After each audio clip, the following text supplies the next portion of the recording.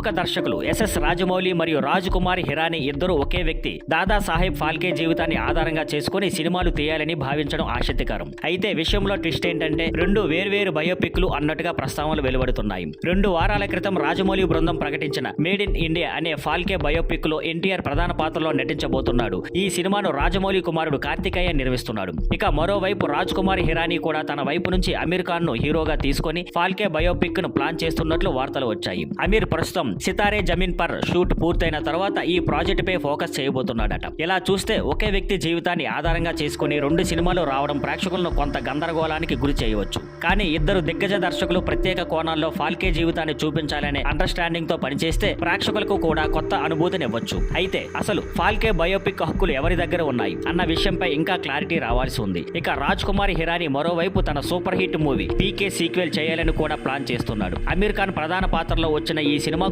చివర్లో రణబీర్ కపూర్ ఎంట్రీ ఇచ్చి సీక్వెల్ కి సంకేతం ఇచ్చాడు. ఇప్పుడు పీకే 2 కోసం హిరానీ, అభిజిత్, అమీర్ ముగ్గురు చాలా ఉత్సాహంగా ఉన్నారు. రణబీర్ కపూర్ ప్రస్తుతం love and war, Ramayanam, animal park సినిమాలతో బిజీగా ఉన్న వాటిని పూర్తి చేసిన తర్వాత అమీర్ తో కలిసి పీకే 2లో నటించే అవకాశం ఉందని సినీ వర్గాలు భావిస్తున్నాయి. Thank you for watching.